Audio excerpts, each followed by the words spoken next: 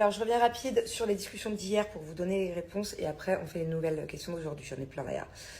Donc, le site pour trouver des nouvelles amies, des nouveaux amis, des nouvelles copines, faire des nouvelles rencontres tout en faisant des activités qu'on aime. Le site, c'est OVS. Moi, je connais plein de personnes de ma famille qui ont déjà été et c'est vraiment chouette. Sinon, il y en a plein d'autres. Et on m'a aussi dit dans les commentaires qu'il y avait des groupes Facebook aussi pour faire des rencontres amicales. Écoutez, mon genou va mieux. Mais justement, c'est pas parce que ça va mieux qu'il faut justement que je reprenne des risques. Donc je me tâte. D'un côté, j'ai envie de refaire du sport et surtout du paddle parce que j'adorais ça.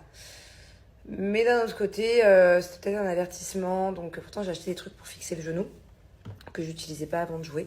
C'est vrai que je me referais bien des parties contre Thibaut et Jess. Par contre, jouer avec mon mari, vu le mauvais joueur que c'est, je sais pas. Mais bon, à voir. Pour l'instant, je peux pas encore décider.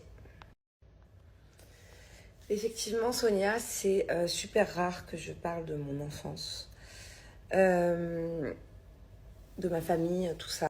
D'ailleurs, je vous ai un peu raconté, mais j'ai décidé de ne jamais rentrer dans les détails de ma vie. Et pourtant, j'ai longuement hésité à un moment donné à écrire un livre, puisqu'un éditeur m'avait contacté au sujet effectivement de mon enfance, au sujet de mon adolescence aussi, qui était assez atypique, et même de ma vie par la suite, mais plus précisément de mon enfance, parce qu'en fait, comment tu comprends une personne, la personne que tu deviens, c'est par rapport à l'enfance que tu as eue.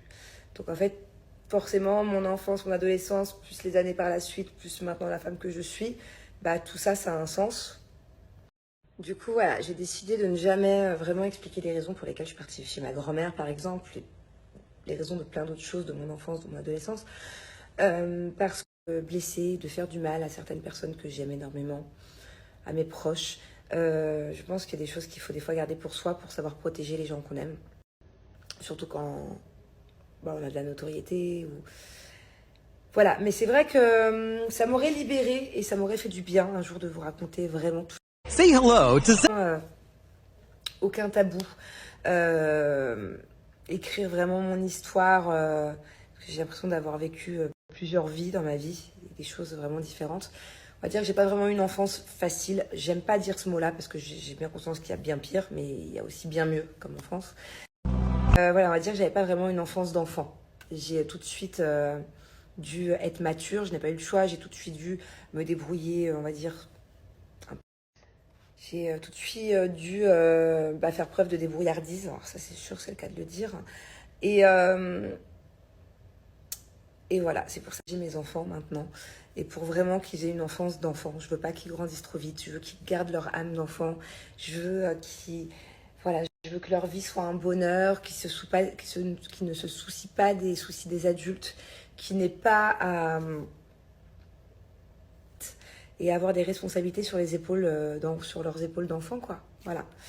Mais ouais, j'ai longuement hésité un jour à vraiment tout raconter, de A à Z, de mon premier jour à maintenant. Et moi, peut-être que vous comprendriez mieux maintenant qui est la femme que je suis. Je fais un vrai travail chez ma psychothérapeute sur mon enfance pour justement mieux me comprendre maintenant. Il y a plein de gens qui m'ont dit concernant des vacances entre Jules et moi que ça nous ferait du bien. Je suis d'accord, hein. Mais comme je l'ai dit hier, je ne peux pas partir sans mes enfants. Enfin, je peux, mais on préfère quand même. Et je suis pas la seule. En revanche, il y a des gens qui ont visé juste. C'est-à-dire qu'en fait, je pense que maintenant qu'ils sont encore petits, on aime bien partir un maximum à 4. Quand ils seront plus grands, qu'ils auront les vacances chez mamie papy pendant une semaine, chez mamie papy tanti, chez mamie papy Marceau, ce sera quand même plus possible. Et puis, ça grandit tellement vite qu'un jour, ils seront ados et qu'ils nous diront « Ah non, on ne va pas venir avec vous ». Je sais pas comment ça, Maïssa. C'est que j'ai lâché prise. Je m'attends à rien du tout. Mon mari pourrait faire des efforts. Mon mari, carrément, il y a quelques jours, il m'a dit « On va dîner dehors ». Un peu la flemme, bébé. Donc, et en fait, j'ai complètement lâché prise. Je suis pas obligée de suivre les autres couples qui vont tout le temps à deux au restaurant ou partent en vacances ensemble ou ci ou ça. Fait, mais on n'en ressent pas vraiment besoin. On est bien chez nous, on est bien avec nos enfants, on adore privilégier les activités à 4. Effectivement, en fait, moi, je juge pas les autres, donc j'ai pas forcément envie qu'on nous juge là-dessus. Et si on ressent le besoin de partir à deux, ou dès qu'on aura un moment voilà, on le fera. Enfin, c'est quoi? C'est juste que pour l'instant, on est bien comme ça, donc c'est le principal. Je suis proche de mes parents, oui, sans trop l'être non plus. Je suis pas non plus dans l'extrême. Je les ai pas au téléphone tous les jours, ça c'est sûr. Et voilà, comme je disais juste avant, j'ai appris à être indépendante très jeune. Et, euh, et voilà, et mon papa qui vit au Danemark, on a toujours eu l'habitude de s'appeler, ouais, une fois toutes les 2 semaines à peu près, toutes les 3 semaines. On va dire ça comme ça. J'ai une astuce à donner à toutes les femmes qui ont du mal à avoir des enfants. Alors, peut-être que ça marchera pas, mais ça coûte rien d'essayer. Parce que moi, en tout cas, c'est comme ça que je suis tombée enceinte de Thiago. À la base, c'était pas prévu du tout. Et en plus, c'était hors période d'ovulation. Alors là, en fait, juste avant, on s'est fait masser avec Julien. Donc, des masseuses sont venues, nous ont massé un massage, voilà, normal. Et le fait que les masseuses lui aient massé les cuisses, et juste après, bah, crac, crac, boum, boum, et ben en fait, la testostérone, elle est montée. Une copine, bon, je peux pas dire qui c'est, mais avec qui ça a marché. Votre chéri, avant de câlin câlin, massez-lui les cuisses, 5 minutes par cuisse. Ça coûte rien d'essayer. Et je vous jure qu'en fait, ça fait monter la testostérone. Et ça, c'est hyper connu, que ça fait monter la testostérone.